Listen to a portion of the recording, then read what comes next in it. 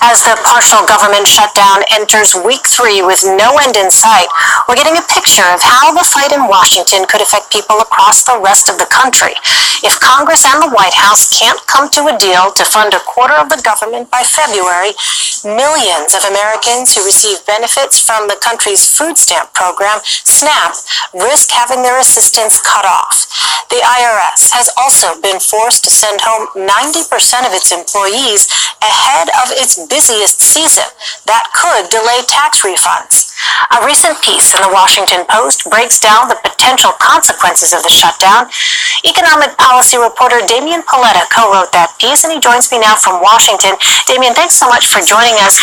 Break down for us what is at stake for families, first of all, if the Supplemental Nutrition Assistance Program, or SNAP, does not get funding before next month. How many Americans could this affect? Sure. So there's around 38 million Americans, many of them children and elderly people, who receive monthly benefits under SNAP, a couple $100 a month. And there's been studies that show this money really helps prevent people, from sliding even further into poverty. And so the issue is they only have funded the SNAP program through January. And since the Department of Agriculture is not funded under this current lapse in Congress, there is no more money for this program as of February. Now, they have some reserves that can maybe cover, 60% of the monthly balance, but they'd have to decide who would get that money, whether, everyone would have to take a cut or some people just wouldn't get anything. And they're scrambling right now to sort that out because they did not anticipate this shutdown to go on as long as it has. Well, so if the shutdown continues, is the government planning to implement any measures to make sure that people are able to get food? I mean, what can be done? Well, they've never faced a situation like this before. I mean, there simply is no money for the program. They have not funded the Department of Agriculture, and so I suppose they could, institute some sort of emergency, but that would require, Congress to become involved and appropriate the money.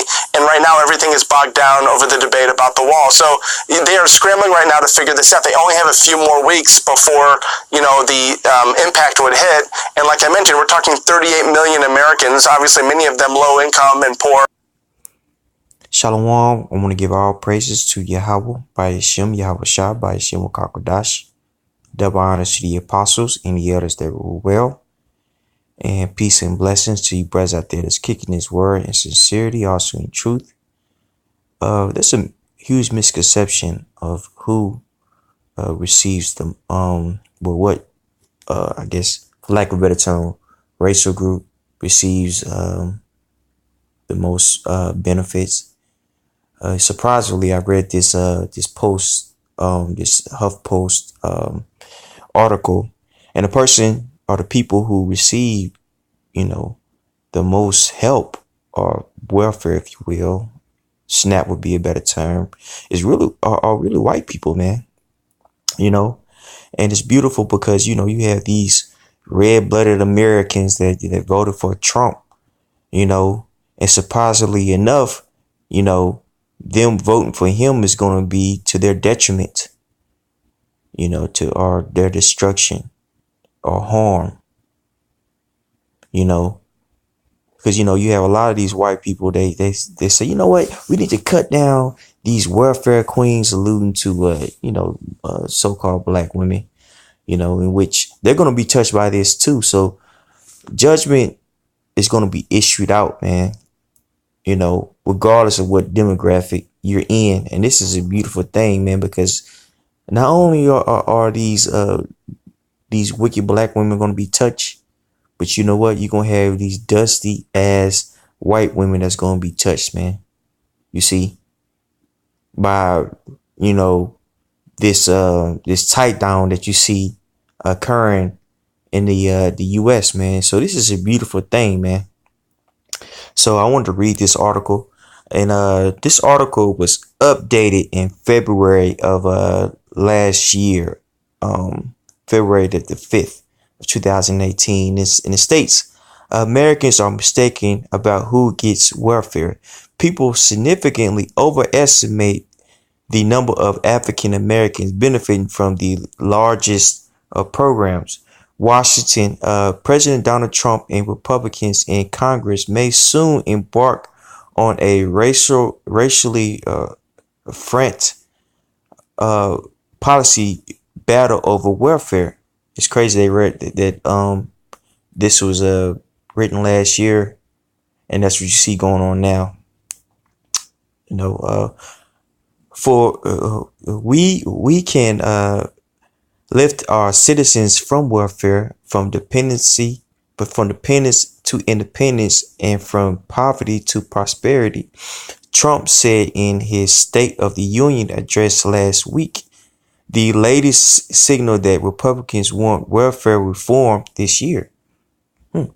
Trump has often pandered to racists among his supporters. He said Mexico sends rapists to the United States, and that there were some fine people among the neo-Nazi who staged a deadly protest last year in Charlottesville, Virginia, when the president said Mexican heritage made it impossible for a judge to be fair. House Speaker Paul Ryan called it the textbook definition of racist. The word welfare is different. It's a standard political term that Democrats, Republicans, and journalists alike use, though Republicans use it the most often. There's nothing overtly rationalized about welfare. You can even find it in the preamble to the U.S. Constitution, and yet the word is often loaded with racial meaning. As a new HuffPost YouGov survey shows, much of the public has a distorted view of which group receives the bulk of assistance from government programs. 59% of Americans say either, sorry, brothers, hold on. Sorry about that. It says 59% of Americans say either that most welfare recipients are black, or that welfare recipiency is about the same among black and white people. And this is the survey that they did. It says here is a list of federal government programs for each one. Please tell me whether you think that more of the recipients are white or black, or if the number of black and white recipients are about the same. So you had most people with public housing, they thought that either it was the same. 29% thought it was the same, or they thought that most people who received these benefits were black, and so on and so forth. You know what I'm saying? Basically, they thought that an average of these percentages, they thought that the most people who received welfare, if you will, were so-called black, or Israelites. The number reflect a significant overestimation of the number of black Americans, so-called black Americans. You got, we're actually, you so-called Negroes are actually Israelites, Judites. You see, you so-called Negro, Latinos, and Native Americans. You make up the lost tribe of Israel, man. Not those people over there that's in our land causing havoc. Benefiting from the largest programs, Medicaid had more than 70 million beneficiaries in 2016, of whom 43% were white, 18% black, and 30% Hispanic. Of 43 million food stamp recipients that year, 36.2% were white, 25.6% black, 17.2% Hispanic, and 15.5% unknown. Food stamps are formerly known as the Supplemental Nutrition Assistance Program, or SNAP. In one sense, HuffPost survey Ask an abstract question. The federal government doesn't run a program that is actually called welfare. The word can describe an instance of the government helping people or businesses, though it's most commonly used to describe programs that benefit the poor. 3 days, these days, Salakia, to public Republican land law makers, welfare means Medicaid, food stamps, and the temporary assistance for needy families program. Uh, Paul Ryan and conservatives in the House of Representatives have said they want to make that they want to make changes to those three programs this year under the banner of welfare reform. Historically, temporary assistance for needy families is probably the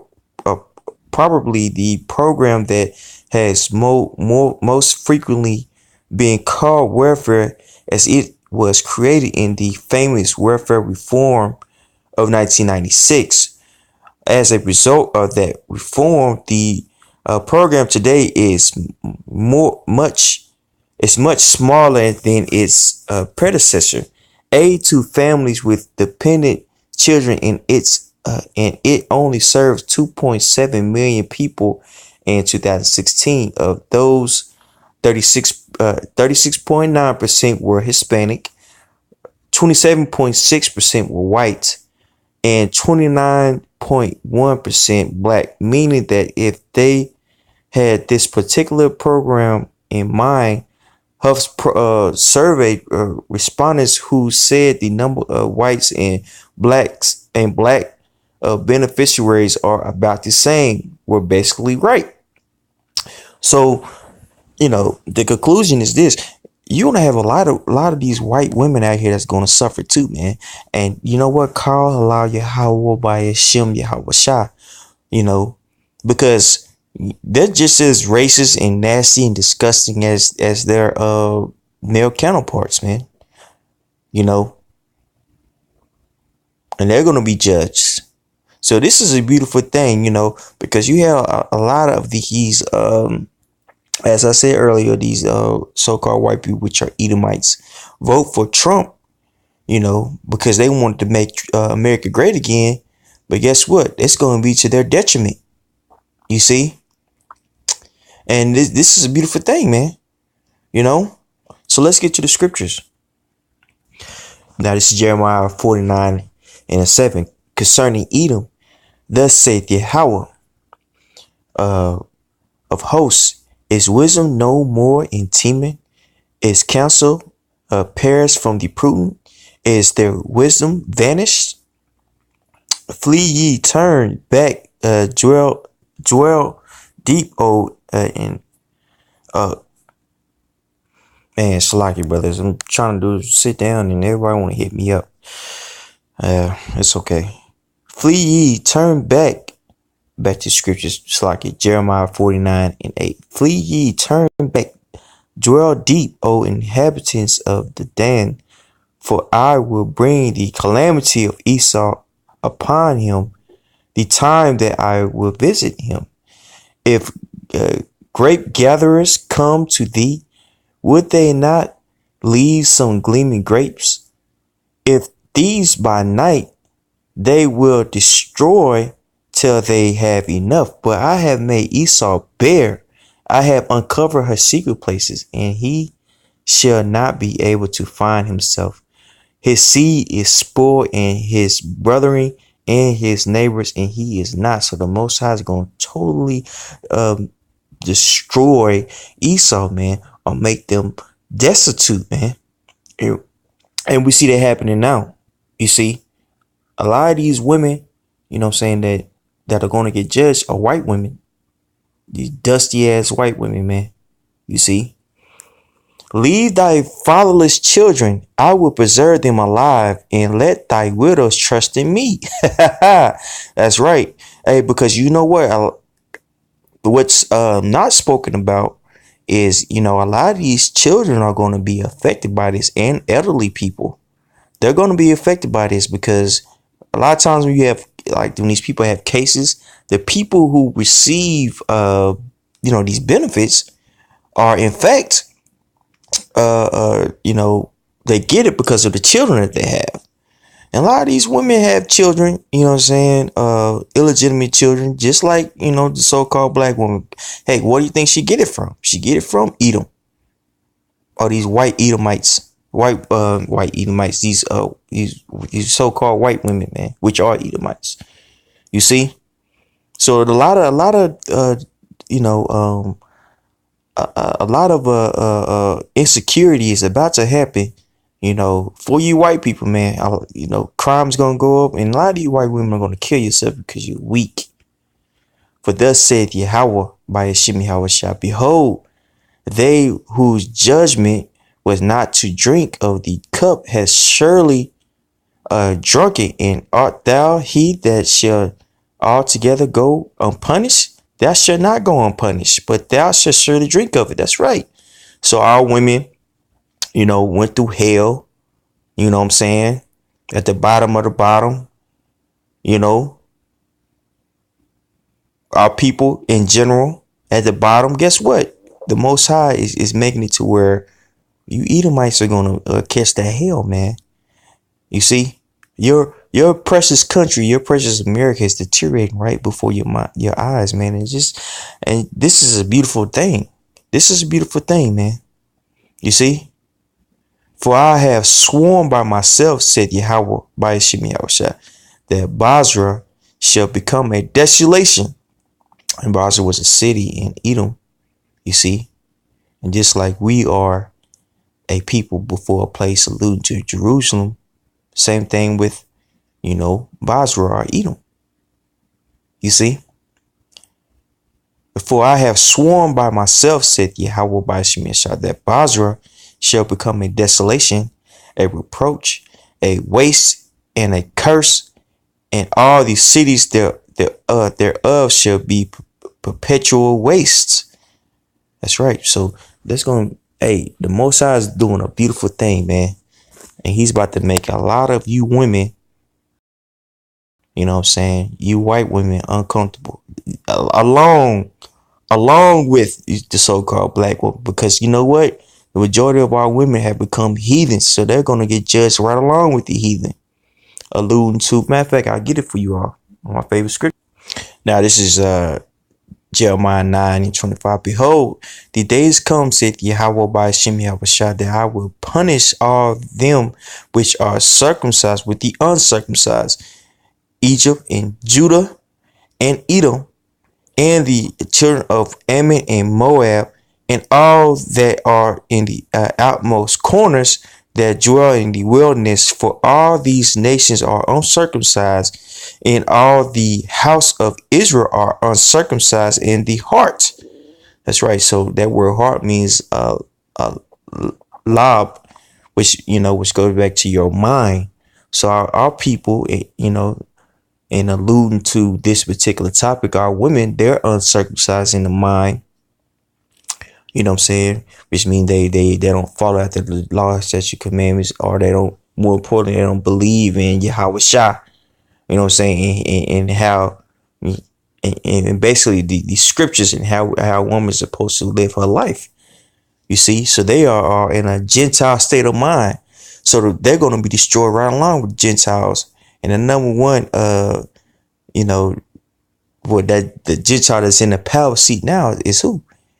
Edomites. So you Edomite women are going to get judged right along with so-called black women. You see what I'm saying? So call Allah Yahweh by Hashem Yahushua.